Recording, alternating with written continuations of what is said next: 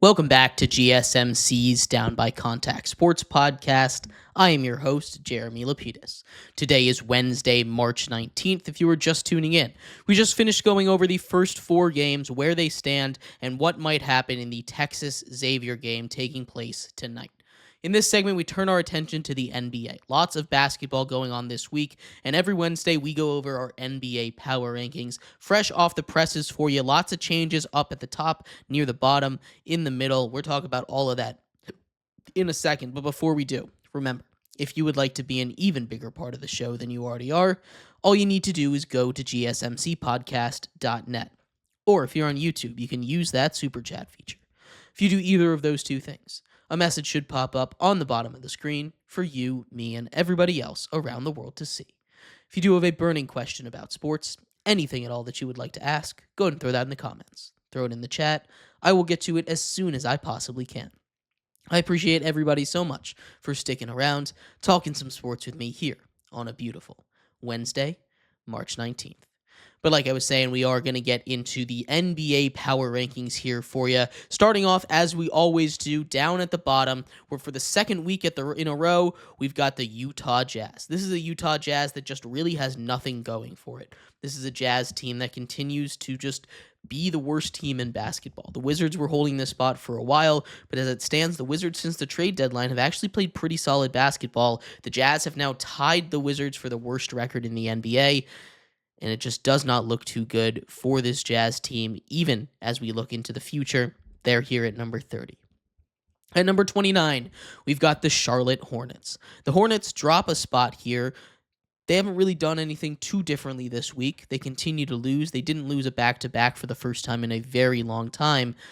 But upon further consideration, they have been swept by the Washington Wizards, so they drop a spot as the Washington Wizards climb one spot. The Wizards were at 29 last week. Now they go up to 28. They've been playing good basketball. They've climbed all the way up to 15 wins on the year, which isn't great. Now they're out of that 100% contention for that for the best odds, I should say, at the number one pick in the lottery. They're now tied with the Utah Jazz at 15 wins. They've played really good. We've got a lot of minutes out of Chris Middleton for the Washington Wizards. The young guys are playing good basketball. This draft class has been amazing for the Wizards, where it was a relatively weak draft class, but still having Alex Sarr play a lot better as of late. Keontae George has been hitting a lot of threes.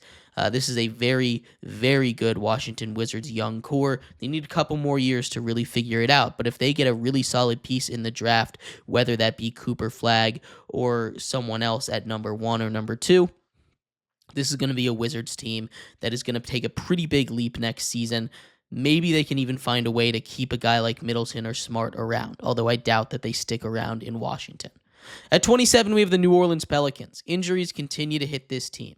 Zion Williamson has come back, and he's been playing pretty solid, but the rest of the team continues to just be hurt, unhealthy, and it's just not working out for this Pelicans team. A disaster season, injuries just up and down the lineup. Whenever they think they're getting healthy, they continue to get hit with the injury bug some more. Now Trey Murphy out for the rest of the season.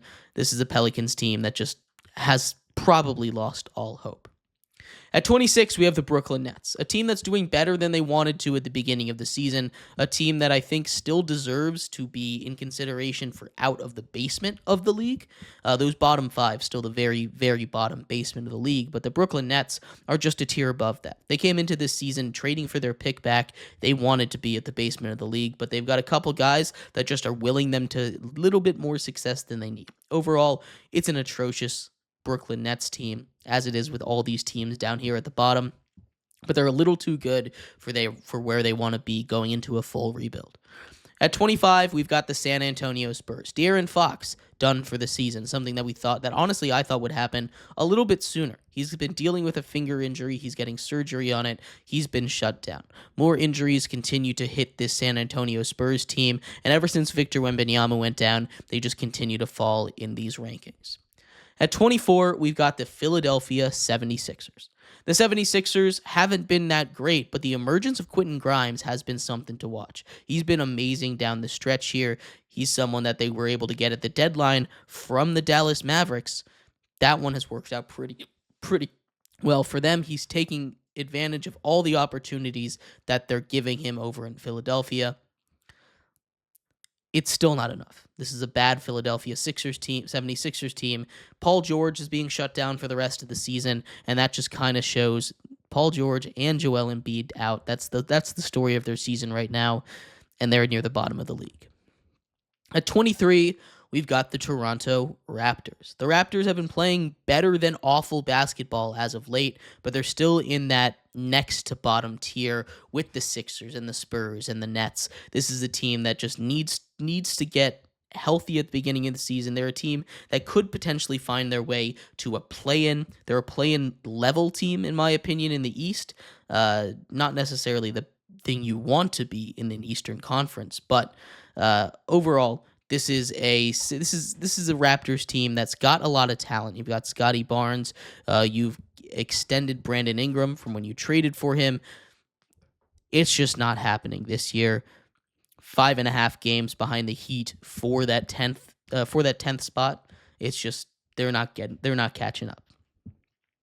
At number 22, it is those Miami Heat. The Heat have been awful as of late. 1-9 in their last 10. They've lost 8 straight games. They cannot catch a break right now. The Heat just continue, ever since trading Jimmy away, they just have not been able to catch anything. This team is awful. They need a hard reset right now. At number 21, we've got the Chicago Bulls, tied with the Miami Heat at 27 games back of the Cleveland Cavaliers. Still pretty much locked into that play-in tier. They've been playing a lot better as of late. The Miami Heat is a cutoff line from the bad teams to the okay teams. The Bulls started off there. Probably the Bulls wanted to be a little bit lower, but they've got some solid minutes from a lot of the guys that they got. Caruso's been playing solid basketball of late. Not a guy you really want to extend, though. So we'll see what happens in Chicago. At 20, we've got the Trailblazers. I like this Trailblazers team a lot. They're fighting for that play-in spot. They're just 3 games back of the Dallas Mavericks, 2 games back of the Phoenix Suns. But this is a Portland team that's been incredibly hot since the All-Star break. They're 4-6 in their last 10. They've been able to take downs. They've taken some tough losses against some really good teams, including a buzzer beater in overtime to be handed a loss by the New York Knicks. This is a very good Trailblazers team, and they're someone that I think will eventually take that last spot in the West. At number 19, though, we have the Phoenix Suns. Like we said, 2 games up on those Portland Trailblazers. They've still got KD. They've still got Booker. Beal is still there, and he's letting everybody know that he's still there. He's not going anywhere. But this team is a sinkhole waiting to happen. It's about to implode on itself when it comes to the offseason. For now, they're just trying to scrape and claw their way to a potential playoff run. Maybe they find their way in. The Atlanta Hawks here at number 18. They're here. They've been playing pretty solid basketball. They're not the worst. They're not the best. They're a pretty average basketball team sitting near the middle. You've got Trae Young. You've got a lot of the guys that they've brought over in the trade deadline working out for them. But this is not a team that's in any way, shape, or form going to win or threaten anybody that's really going for a title when we get to the playoffs. Along the same lines, we've got the Dallas Mavericks here at number 17. The Mavericks have had maybe the worst possible last month and a half or so. All of the guys they've traded away continue to be successful. All the guys they traded for are dealing with injuries. It's gotten to the point where they might have to forfeit games down the stretch here. They're sending Anthony Davis to the G League so that he can get ready in a rehab start. Can't wait for him to drop 150 points on those G Leaguers. That should be a fun thing to watch. But the Mavericks still in a playoff race. Like we said, they are in that final play-in spot right now. 1 game up on the Phoenix Suns. They might find their way into the playoffs despite all the problems that they're going through. The Orlando Magic are here at number 16 as we get near the middle of the league. Once they start to get healthy, they're a dangerous team. We saw them stop the winning streak of the Cleveland Cavaliers earlier over the weekend. This is a dangerous team when Paolo Banchero is playing his best basketball, when Franz Wagner is playing his best basketball, when Jalen Suggs is in the lineup. When you've got everybody there, this is a team that could challenge for a top 3 seed in the East, but they're dealing with too many injuries to really do that. Still, if they can get healthy for the playoffs, maybe they can make some noise and potentially make it to the second round. At number 15, we have the Sacramento Kings. They've kind of been locked in this position where they're good, not great. They're one of those teams that's probably locked in to a play-in spot in the West. There's a big mix right ahead of them. They're a little closer to the Mavericks than they are to the Clippers and the Timberwolves and the Warriors and the Grizzlies. But this is a Sacramento Kings team that, after losing their star, continued to pump out pretty good games. They've got guys that came in and replaced him. Losing Domantas Sabonis for a little bit definitely hurts, but I think they're better than that, and I think this is a Kings team that maybe could make it out of the play-in tournament. At number 14, we've got the Detroit Pistons. How about the Detroit Pistons? What a turnaround for them. They continue to be up there. They're not even in the play-ins right now. They're 5 games up on the Atlanta Hawks, pretty much solidified themselves, as long as nothing falls apart down the stretch here, into the 5, 6, or 7 seed, 4, 5, or 6 seed in the East. This is a Detroit Pistons team that went from the worst team in basketball to a playoff team, not even just a play-in team, a playoff team. They've done amazing things over there in Detroit. Cade Cunningham is going to lead this team for a long time. The Clippers here at number 13 separate what was a trio last week. The Clippers playing good basketball. They're 1 game back of the Golden State Warriors, 7-3 in their last 10. They've won their last 4 basketball games. James Harden playing good basketball. Bogdan Bogdanovic is starting to get comfortable. When Kawhi Leonard is in the lineup, this is a dangerous Clippers team. They could find their way to that 6th seed if they keep playing like this. At number 12, we've got those Indiana Pacers, currently holding on to that 4 seed by half a game. Half a game up on the Milwaukee Bucks. They went out there shorthanded, took care of business against a very good team last time out. They were able to hold on, win that game on a buzzer beater. The Indiana Pacers are a good team. They're just a little bit too inconsistent for me to truly believe in them. At 11, we've got the Milwaukee Bucks, a very similar spot for them. They've got that 5 seed right now in the East, half a game up on Detroit, half a game back of the Indiana Pacers. This team is dangerous. They've got Giannis, they've got Dame. Do not let them get hot. They're going to get Bobby Portis back soon, and once he returns to that lineup, this is a team that I think is going to get into a whole new gear and secure that 4 seed in the East. At number 10, we've got the Timberwolves. They have been playing amazing basketball. They've only lost 1 game since Julius Randle has returned to the lineup. They have been red hot. They are on a collision course to get out of that play-in area. They're 8-2 in their last 10. Obviously, they were riding a bit of a win streak before they lose that close one last time out, but this is a team that's fighting with Golden State, only half a game back of them, and this Western Conference playoff race is really heating up. At number 9, we've got the New York Knicks. This is a team dealing with a couple injuries. They're still pretty solidly in that 3 seed in the East, but the injuries, they've got to figure that out soon. They've got to figure out how to beat the best teams. They've really struggled against the top teams in the league, whether that be the Celtics, the Lakers, the Cavs, the Thunder, any of those teams really up there at the top. They've really struggled against. Because of that, they're down here at number 9. And number 8, we've got the Los Angeles Lakers. They are holding on to that 4 seed with everything they have right now. Without LeBron James, they've really struggled. But Austin Reeves has come out and been amazing. He's averaging over 30 points in this last week. Him as a number 3 option is amazing. You've also got him with, of course, Luka Doncic and LeBron James when he comes back. LeBron James needs 7 more games to hit that 65-game threshold to get any kind of award. We'll see if he gets back to that. That's going to be a big question, but currently they're a game back of the 2 seed, tied with the Grizzlies for that 4 and 5 seed, a game back of Houston and Denver for that 2 and 3 seed. It's going to get real tight down the stretch here. Speaking of the Golden State Warriors, they're here at number 7. They've only lost 2 games since Jimmy Butler has joined that team, and they continue to play great basketball.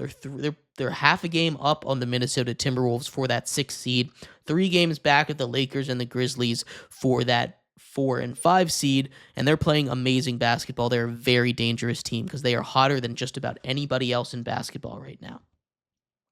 At number 6, we've got the Memphis Grizzlies. Just a really solid team, right? They've kind of been middling over their last 10 at 5-5, but this is a team with really good offense, really good defense. They're in that hunt for the 2 seed, and once they get Ja Morant going a little bit more, they're a team that's going to be very hard to beat. The Denver Nuggets, as we get into the top 5, hold this spot tied with the Rockets for that number 2 seed in the West. Again, that Western Conference playoff race is going to be insane. Nikola Jokic playing at an MVP level. It's going to be really tight. I cannot wait to see what happens there. They're still 12 and a half games back of the Thunder, and because of that, I don't think Jokic wins the MVP, but he's playing incredible basketball and keeping the Nuggets near the top of that conference. The Rockets, here at number 4, have climbed back into the top 5. They have been red hot. 7 straight wins, 7-3 over their last 10 games. The Houston Rockets continue to be dominant. They have a young squad. They kind of hit a little bit of a lull there in the middle of the season, but they're back when it matters the most, and they are fighting for that number 2 seed in the West. At number 3, we've got the Boston Celtics. The Boston Celtics are one of 3 teams in the NBA to have clinched a playoff spot. Them, the Cavs, and the Thunder, of course, are top 3 teams, but the Boston Celtics here are not going to be able to catch up to that 1 seed. I think Cleveland is just a level above them right now, and if those 2 teams clash in the playoffs, it will be a legendary series. The Oklahoma City Thunder hold on to that number 2 spot. Once they get a little more healthy, they will be right back here. They've started to figure it out again. 9-1 over their last 10 as they continue to be near unbeatable. They're just really good. This is an Oklahoma City team that's very hard to beat, and I think with Shai Gilgeous-Alexander playing like he is, they're going to be very tough out in the Western Conference playoffs. And of course, that leaves the Cleveland Cavaliers at number 1. The Cleveland Cavs, once again, the best team in basketball by record. 56-12, that ties them with the Oklahoma City Thunder. Their 15-game win streak got snapped by the Magic. They've lost 2 straight, but still, this is a team that is on pace to be one of the best Cavs teams ever. They just do it by sharing the ball. Donovan Mitchell, amazing player. They've got 3 or 4 other stars that can come in and take over a game if he's having a bad one, but this is just an elite Cavs team. They go out there night in, night out, and they just win basketball games. But I'd love to hear your thoughts. What do you think of my NBA power rankings? Again, top 10, Timberwolves at 10, Knicks at 9, Lakers at 8, Warriors at 7, Grizzlies at 6, Nuggets at 5, Rockets at 4, Celtics at 3, Thunder at 2, and the Cleveland Cavaliers are number 1. I'd love to hear your thoughts. We're going to take a quick break. When we come back, updates on Aaron Rodgers. The Minnesota Vikings are out on him. We're going to talk about where that leaves him and what that means for the other teams that are pursuing him and where he might end up. We'll be right back here on GSMC's Down by Contact Sports Podcast.